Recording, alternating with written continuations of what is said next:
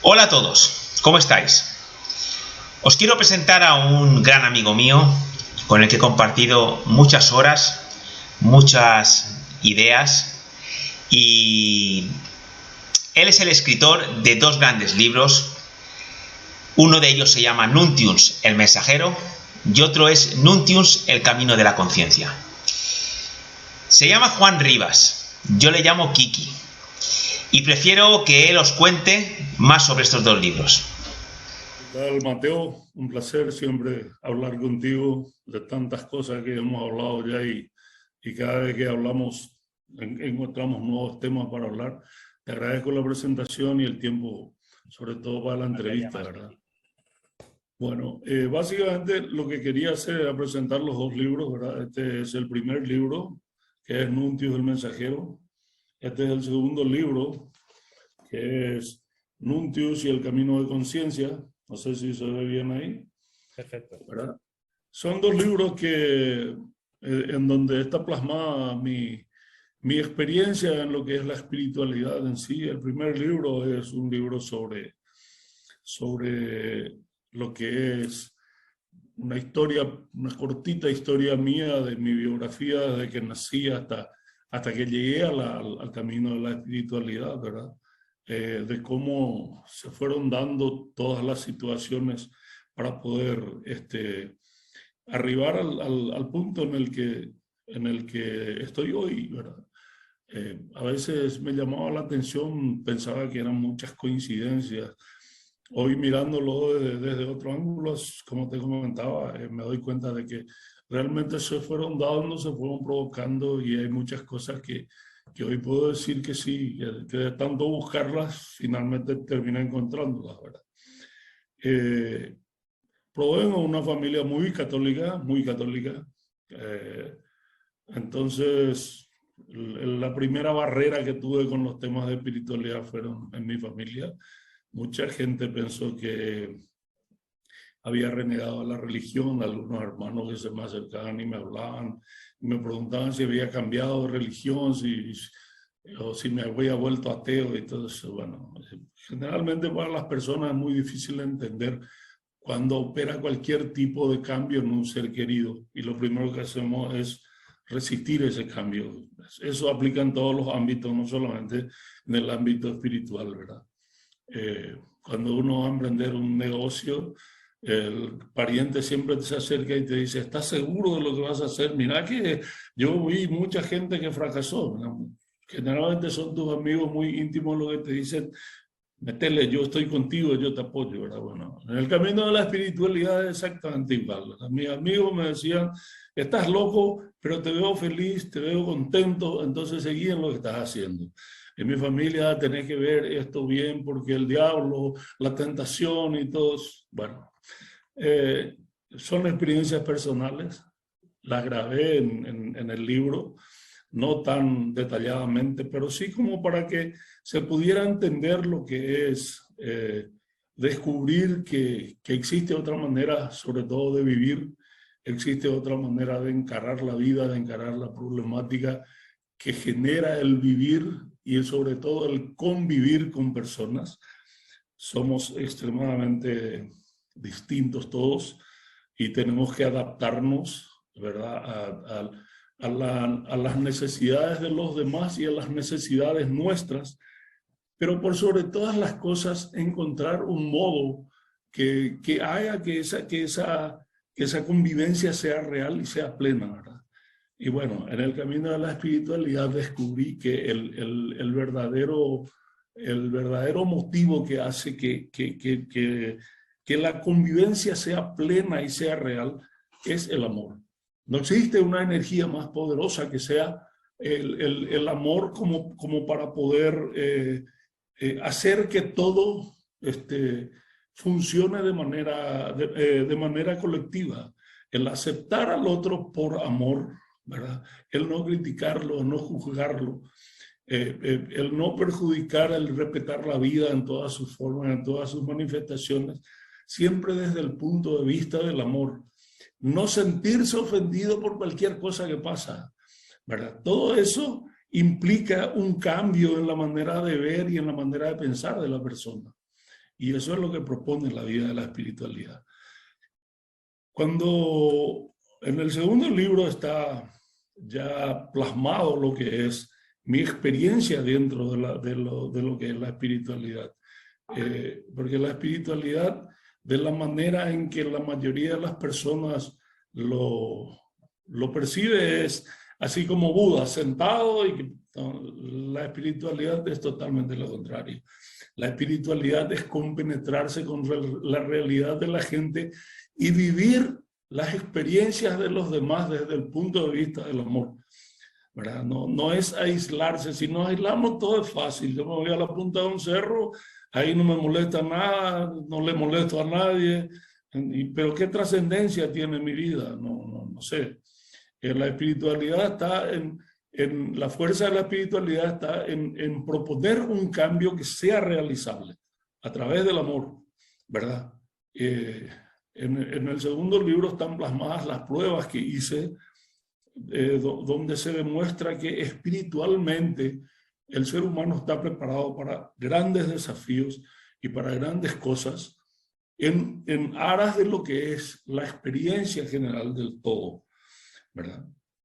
Ambos libros tienen al final una colección de mensajes que son producto de las meditaciones en el proceso de la escritura de los libros, que es la tercera parte de la presentación que voy a explicar, que son las meditaciones, ¿verdad?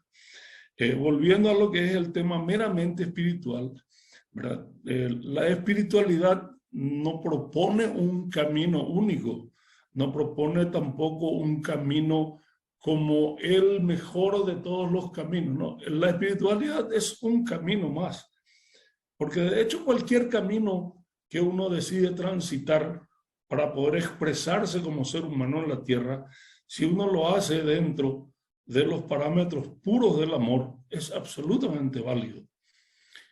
Cuando yo voy caminando en el sendero que yo haya elegido transitar, pero no lo hago con amor, no voy a trascender, porque voy a vivir pensando siempre que todo lo que hacen los demás tiene que ver conmigo, y no es así. Las personas normalmente hacen las cosas porque tienen que hacer, y yo soy el que decido finalmente si me afectan o no me afectan, ¿verdad? Y la mejor manera de observar eso de manera neutra es desde el punto de vista del amor. Un gran maestro dijo hace más de 2000 años, si todos viviéramos en consecuencia del amor, el mundo cambiaría de manera radical inmediatamente. O sea que cuando yo hablo de caminar con el amor, no estoy diciendo nada nuevo, no es un gran descubrimiento. Ya lo dijeron grandes maestros mucho antes que yo, y muchos maestros lo dijeron, ¿verdad? Finalmente, el segundo libro es también un pequeño manual de cómo descubrir lo que uno lleva por dentro, lo que uno es por dentro, cómo expresarlo y sobre todo cómo aprender a manejarlo en función a lo que yo deseo crear para mi vida, a lo que yo deseo realizar o a lo que yo deseo dejar como legado dentro de mi existencia en mi vida planetaria en esta encarnación. La espiritualidad finalmente es un camino que acepta la reencarnación como una realidad, no como una imposición. Uno puede creer lo que uno quiera, pero el sistema de evolución que se propone en el mundo para todo lo que existe con vida es un sistema muy complejo, que pretender englobalizarlo en 67, 70, 100 años o hasta 120 años, que es lo que se sabe que consiguió vivir un ser humano, es utópico. La creación lleva más de 14 mil millones de años, y pretender que nosotros vamos a evolucionar todo en 100 años es un poco ambicioso, ¿verdad? Por eso la espiritualidad acepta la reencarnación. Y la reencarnación no es un tema para movilizarse mucho la cabeza, porque de nada sirve saber cuántas vidas tuviste, ni cuántas vidas más vas a tener, si en esta vida no estás haciendo la parte trascendente de amor, que es la que necesitas hacer como para evolucionar. No sé si te pareció bien así expresado, mi querido Mateo. Espectacular, Kiki. Incluso te escucho y lo simplificas mucho. Y detrás, claro, detrás de estas palabras hay toda una vida. Porque yo que hemos hablado muchas veces, pues me has contado muchas cosas y claro, o sea, son momentos duros, momentos más felices, momentos que te hacen cambiar, momentos que te hacen reflexionar.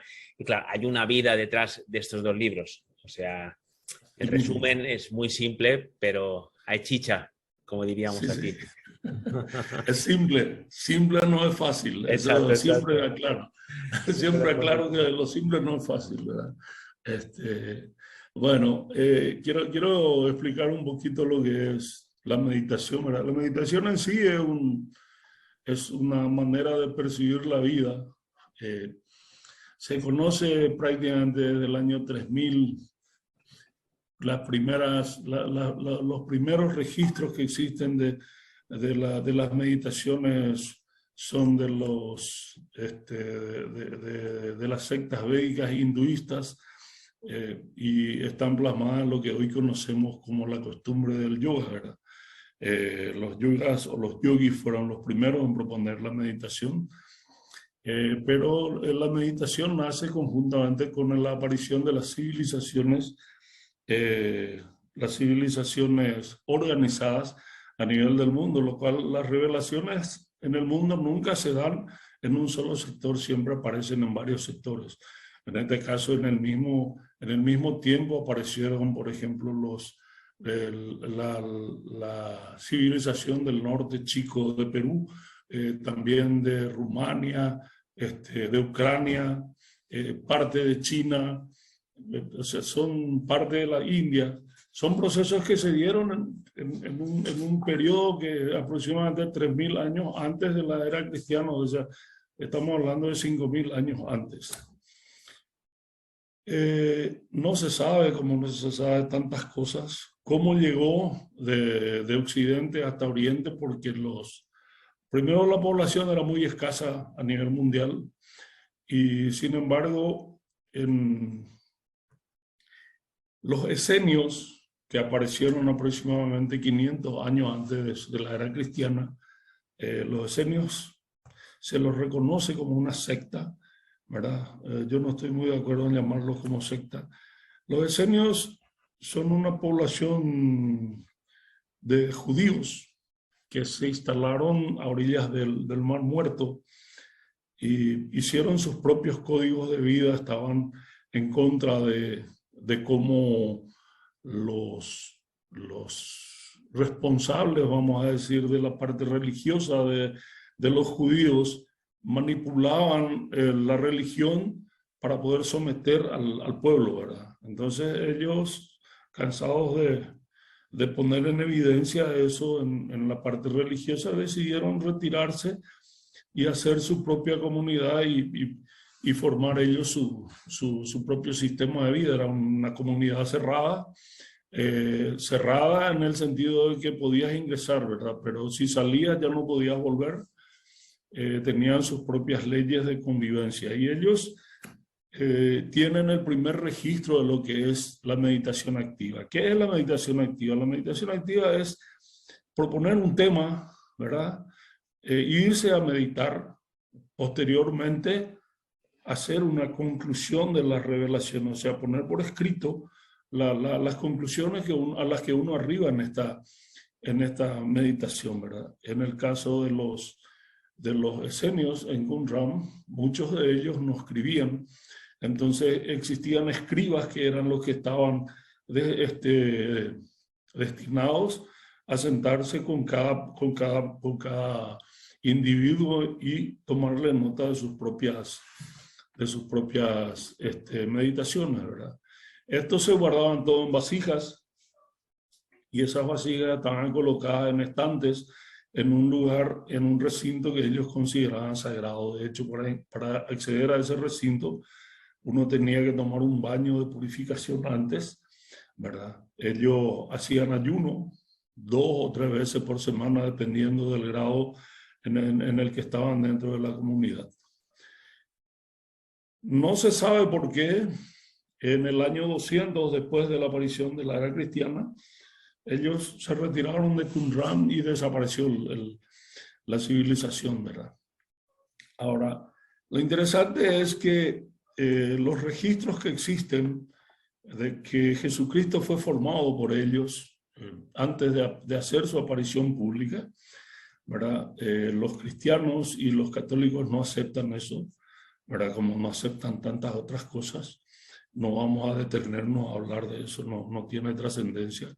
Pero sin embargo, si uno lee la vida de Jesucristo, su vida pública principalmente, uno se da cuenta de dos cosas, ¿verdad? Primero era un versado en todo lo que eran las leyes de los judíos y una confrontación directa con los sacerdotes, marcándoles cuáles eran sus errores con respecto a lo que decía la ley y a cómo ellos se conducían con respecto al pueblo, ¿verdad? Finalmente, las escrituras que hablan sobre Jesucristo hablan de 40 días de ayuno en el desierto. Casualmente los esenios hacían meditaciones individuales y hacían meditaciones colectivas. Y tanto las meditaciones individuales como las meditaciones colectivas se hacían en el desierto. Ellos decían que en el desierto estaba lo absolutamente natural, era donde existía la paz necesaria y el silencio necesario como para que uno pudiera percibir la magnificencia del todo, en este caso de Dios para ellos, ¿verdad? La religión católica, como no acepta a los esenios, los considera una secta rebelde, entonces no podían poner que fueron los formadores de Jesucristo, y fue así que termina siendo 40 días de ayuno. ¿Por qué Qumran es importante? Porque a principios del siglo pasado se descubrieron los famosos papiros del Mar Muerto. Bueno, los papiros del Mar Muerto no son otra cosa que estas tablillas y estos escritos en papiros que dejaron los esenios en Qumran, ¿verdad? Y que finalmente, a través del paso del tiempo, en aproximadamente creo que 30 años, Roma terminó alzándose con casi todas las tablillas, salvo creo que 4 vasijas de tablillas que no pudieron recuperar porque cayeron en manos de coleccionistas y las llevaron a Oriente y ni siquiera se sabe dónde están, ¿verdad? En esas tablillas existen muchos escritos de muchas meditaciones que son bastante parecidas a las propuestas que hacen, sobre todo el evangelista Mateo, ¿verdad? Y el evangelista Juan, ¿verdad? O sea, que existe sí una unión verdadera entre lo que era los evangelios de los evangelistas reconocidos y las propuestas que están en los papiros y las tablillas de Qumran. Se llama meditación activa justamente porque uno lleva en cuenta cada revelación y la plasma por escrito, en este caso, para poder dejar constancia de una experiencia. Los 2 libros que yo escribí y el que estoy escribiendo actualmente, los hago de la misma manera. Medito sobre un tema en particular y después voy haciendo mis propias anotaciones y algunos mensajes que van surgiendo en ese proceso de meditación. Existe una tercera forma de meditación, que es la meditación guiada, ¿verdad? Que es un grupo de personas liderado por un guía en este caso, y que es el que va llevando la meditación hacia un tema o hacia un punto en particular. No comulgo mucho con ese sistema. Algún tiempo lo usé porque la meditación es individual, la experiencia es individual, y hacerlo de manera guiada hace de que la persona, vamos a decir, esté obligada a elegir seguir lo que el guía desea mostrar o desea hacerle percibir de lo que él realmente puede estar buscando o puede estar experimentando. Pero es una opinión personal, absolutamente no tiene por qué ser la verdad, ni mucho menos. Algunas personas afirman de que les sirve mucho hacer experiencia guiada. Yo personalmente estoy más de acuerdo con la meditación activa. No sé si tenés alguna consulta, alguna pregunta, mi querido Mateo. Bueno, me parece muy curioso lo que has comentado de esta gente, así como llegó a meditar y escribirlo, o sea, me parece muy curioso. Y la relación que tenía con los 40 días que Jesús estuvo en el desierto. O sea, la verdad es que desconocía eso, pero la verdad es que tiene sentido, tiene mucho sentido. Sí, la primera secta, vamos a llamarlo secta, ¿verdad? Para hacerlo más corto, la primera secta judía en proponer la meditación son los esenios, ¿verdad? La Iglesia Católica hasta mediados del siglo pasado no aceptaba la meditación bajo ningún tipo de figura, ¿verdad? A partir del siglo pasado, más o menos, a partir del año 50, 1950, la figura de la meditación empezó a ser aceptada dentro de la Iglesia Católica, ¿verdad? Porque el catolicismo es un sistema religioso muy anquilosado, muy lento, muy tradicional. Le cuesta tomar decisiones, le cuesta cambiar, ¿verdad? No siempre aceptan, de hecho hay cosas que hasta hoy no aceptan, ¿verdad? Y el mundo no le espera a nadie, la evolución no le espera a nadie. Puede ser todos los anquilosados que quiera, el mundo continúa yéndose para adelante y eso va a seguir siendo así, quién sabe hasta cuándo, ¿verdad? Entonces, la meditación en sí, como proceso de descubrimiento, sobre todo del lado espiritual, para uno buscarle aún lo trascendental, para poder encontrar y tener conciencia plena de lo que es el lado espiritual del ser humano.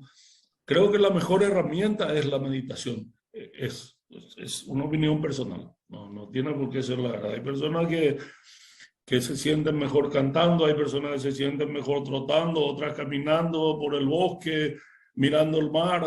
Todo es válido.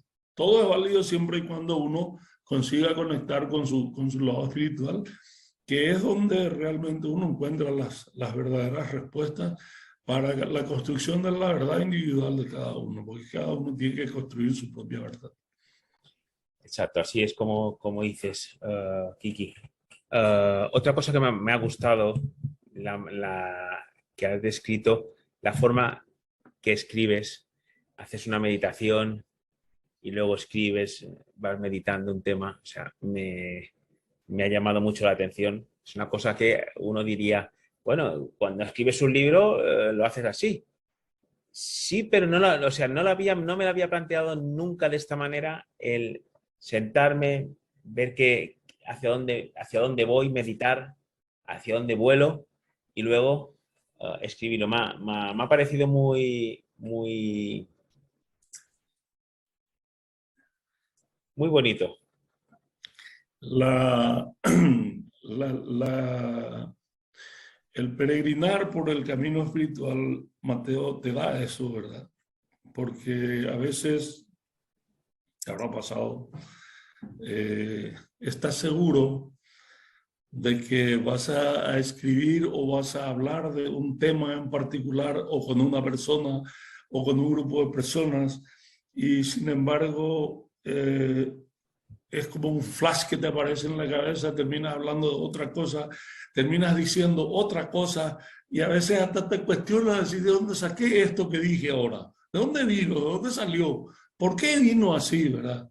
Bueno, en el camino de la espiritualidad eso es una constante, ¿verdad? Y a mí personalmente cuando me suceden este tipo de cosas, que me sucede cotidianamente todos los días, me gusta apuntarlas y después meditar. Yo mi hora de meditar es de mañana temprano, ¿verdad? Y ver a qué experiencia uno arriba a través de eso, ¿verdad? Es, Es muy simple. Es una gimnasia que hay que hacerla, ¿verdad?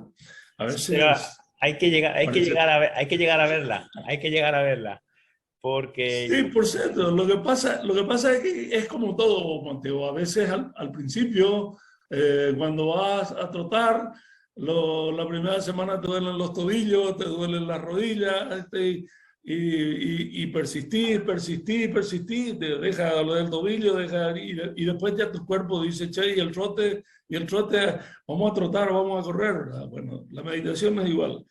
Al principio, no, ¿qué estoy haciendo acá? Que parezco un loco acá sentado, que no le engaño a nadie, ¿verdad? Y bueno, ese es el principio, como siempre. Pero una vez que uno entra en la gimnasia, eso se vuelve cotidiano y es necesario. O sea, no, sí, pero es uno una cosa, aprende a escuchar de otra manera a las personas. lo explicas de una manera muy simple y lo que has contado a mí ahora mismo me sirve de mucho porque yo tenía una pequeña cuestión, porque como te he contado antes, tengo ganas de hacer un canal, tengo ganas de volver otra vez a lo que en un día empecé y, y no es lo mismo, no es lo mismo escribir en un papel, digamos, hacer un esquema de lo que vas a hablar o un escrito de lo que vas a hablar, que yo lo he probado ya, sí. Y luego, a la hora de hablar, como parece que estás limitado a ese papel, o sea, parece que tú estás limitado a un papel y nunca me ha ido bien. Me he quedado en blanco, me he quedado parado, me he intentado... claro, todo esto que ahí quedó. Pero a tú comentar esto es que es diferente, porque tú qué haces? Te relajas, meditas, te viene un tema, te viene unas imágenes, te viene una experiencia y luego tú lo sueltas, o sea, no te limitas en ningún lado. Y la verdad es que me fascina la forma que escribes. Me gusta, me gusta. Gracias, Mateo. Está disponible, es gratis para todos.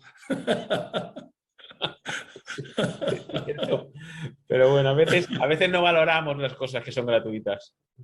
No, lo que pasa es lo que decía en nuestra conversación antes de la grabación, de que hay cosas en las que es necesaria un guía. Y esta es una de ellas, que alguien te enseñe cómo vas a meditar, porque mira, tengo vasta experiencia de personas que me han dicho, pero yo no sé meditar, ¿cómo se medita? Ah, fácil, ven y te enseño, se hace así, así, así, y te dan un papel y un lápiz y te lo anotas. Sí, ¿y qué voy a anotar? Y al principio probablemente que te sentiste bien, después que te sentiste bien y que te acordaste de tal cosa, y cada día vas a escribir más, ¿verdad? Pero más que eso, no necesita de mí, porque el resto de la experiencia lo tiene que hacer solo.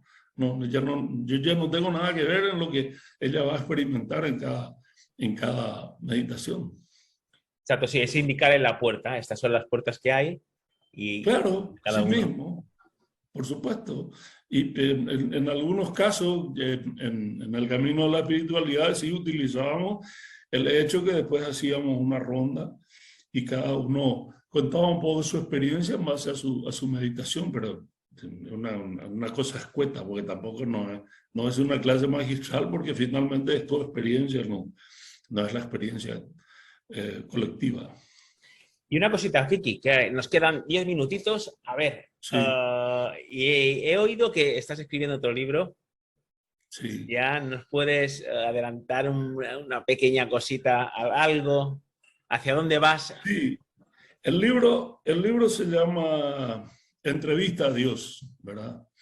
Y tiene que ver principalmente con mis dudas, ¿verdad? No, decía Descartes, si no dudas no estás vivo.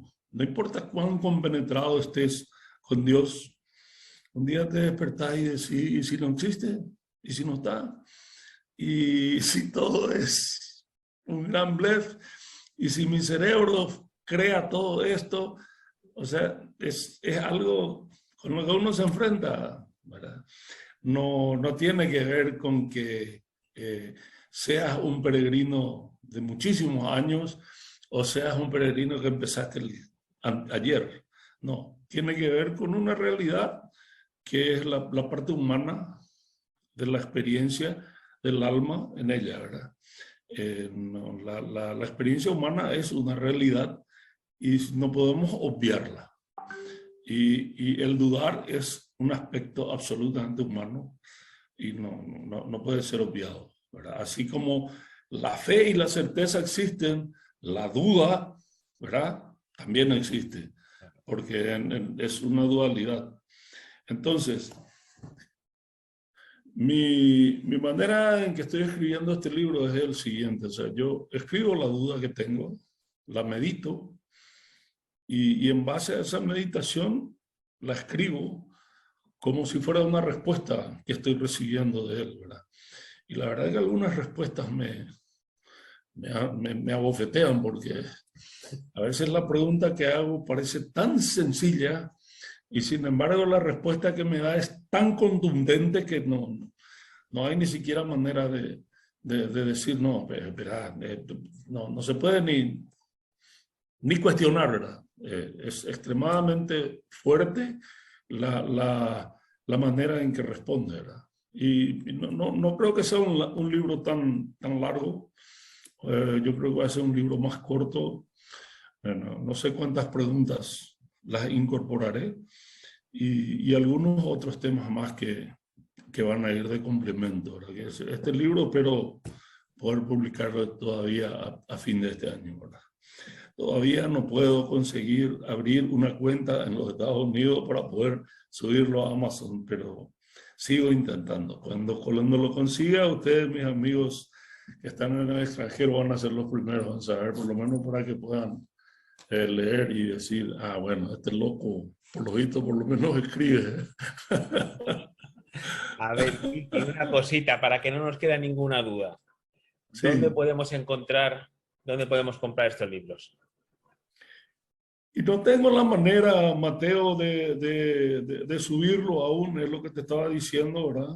Lo quiero subir a Amazon, pero necesito abrir una cuenta corriente en los Estados Unidos y para abrir una cuenta corriente necesito viajar allá y bueno, primero vino todo el problema de la cuarentena y bueno, ahora estoy viendo, creo que aunque no quiera voy a tener que irme hasta Estados Unidos para poder abrir una cuenta allá y poder subir esas benditas publicaciones, ¿verdad? Y la otra opción es acá a nivel local, ¿verdad? Bueno, Tendremos que esperar, o sea, el tema este que aún tendremos que esperar, porque en Europa tenemos que esperar más todavía, si en Estados Unidos aún, en Europa estamos igual, me parece, ¿no?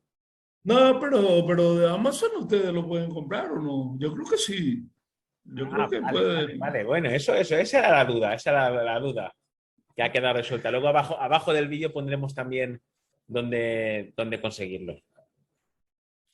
Y yo voy a apurar eso, Mateo, porque la gente de Colombia también me pidió mucho. Mi libro llegó a Colombia, no sé ni cómo. Un día me contactó una persona que es una religiosa que trabaja en la selva con los indios y utiliza el primer libro, ¿verdad? Y hace sus homilías diarias en base a los mensajes que están escritos, ¿verdad? Y le dije yo, para mí es una honra demasiado grande. Me dice, usted no se imagina la manera en que me clarificó la mente, la visión que usted tiene de Dios. Me dijo, me sirve muchísimo y la manera simple en que usted lo expresa. Y bueno, son pequeñas gotas de felicidad que uno recibe por un trabajo. Y yo no lo hice para eso, ¿verdad? Pero si le sirve para eso, genial. Me parece fantástico. Me alegro, Kiki, y te deseo los éxitos con estos dos que has escrito, con el que viene y con los que seguro que vienen también. Muchos más vendrán que uno, o aún seguro que ni te los has planteado, pero cuando a uno le gusta escribir y expresarse así como te expresas tú, pues seguro que muchos más habrá. Te agradezco, Mateo, el concepto. Te agradezco siempre, como siempre digo, yo solo soy un hombre con un mensaje, ¿verdad? Y bueno, me tocó ser mensajero y no lo tomo con orgullo, lo tomo como una honra más que otra cosa, ¿verdad? Y lo asumí como un compromiso real de vida y mi vida funciona en base a mi compromiso hoy, ¿verdad? Creo que es un lujo que me puedo dar por los años ya que tengo, ¿verdad? Pero espero llegar al final de esta encarnación por lo menos dejando todavía mensajes para el resto de las personas que estén interesadas. Te agradezco, mi querido Mateo, el tiempo. Te agradezco, sé que ya es tu hora de descanso, no quiero robarte más tiempo.